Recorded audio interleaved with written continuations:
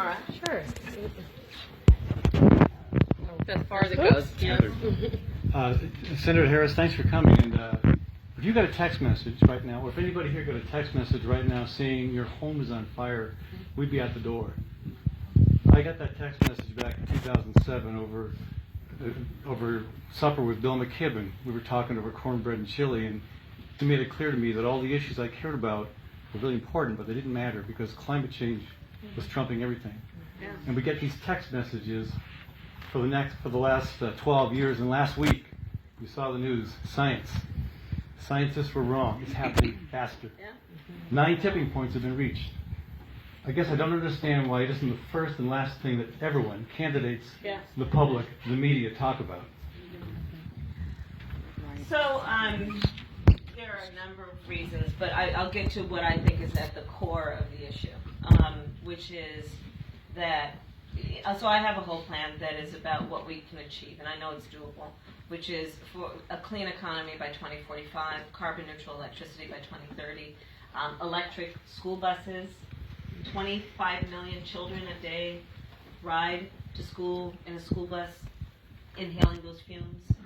We're building these electric school buses right here in the United States. That's also about jobs. So I know these things are achievable, and I can go through my background. And frankly, I just must say, because this is no time for me to be modest, I'm running for president. But on so many of these issues, I'm just going to tell you, I didn't just come to the issue because I'm running for president. My knowledge of the issue is not based on the fact that I have given a lovely speech about it.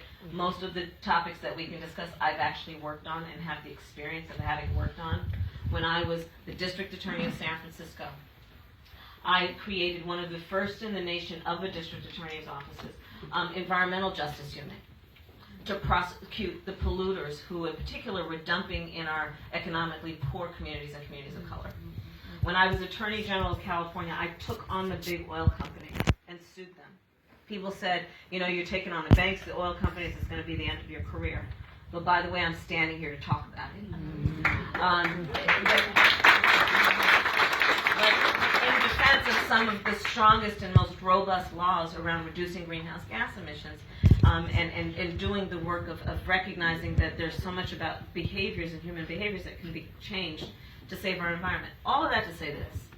Why hasn't anything been done about it? Part of the issue is, again, that you got a bunch of people in Washington, D.C.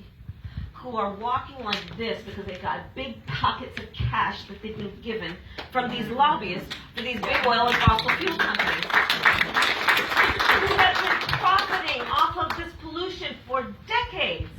Like, it's a serious matter to your point of just, saying the house is burning. You remember we finally discovered what was going on with big tobacco, which is they had done the research. They knew the harm they were causing, but they didn't let on because they were making so much money. Same thing is true of these big oil companies and fossil fuel companies. And to the point of where there has been a lack of leadership in Washington, D.C., I kid you not, I've been in the United States Senate now almost 3 years. I was part of a United States Senate hearing, okay, so in our United States Capitol, where I kid you not, the underlying premise of the hearing was to debate whether science should be the basis of public policy. This on a matter that represents an existential threat to who we are as human beings. So my plan is about what we need to do to invest in renewable energy. That's going to also be about investing in jobs. It's going to be about infrastructure, including what Iowa is doing very well with wind turbines, but also what we need to do on water infrastructure. And I can go into great detail if anyone's interested. But there is a component that's about building up the infrastructure around renewable energy, which will also mean jobs and growing the economy. There is a part of it that is about empowering long-ignored communities, including poor communities, communities of color, the indigenous people who also have been overlooked, even though for thousands of years have been showing what we need to do to protect this planet. And then it is, and this is a great point of emphasis and maybe a distinction between me and my friends on the debate stage, I'm going after those big oil and fossil fuel companies because I know what they've been doing and they have not been held accountable. They've not been held accountable. And at its bottom line, we also have to make sure that bad behaviors are not encouraged. And so that is one of the issues there. Because how could it be that a rational person who is holding a position, one of the highest elected positions in our nation, sitting in the most deliberative body we say in the world, the United States Senate, who would be pushing this science fiction instead of science fact? What would compel them to do that? Personal, right. That they're actually benefiting in a personal way, in a way that is not in the interest of the public good.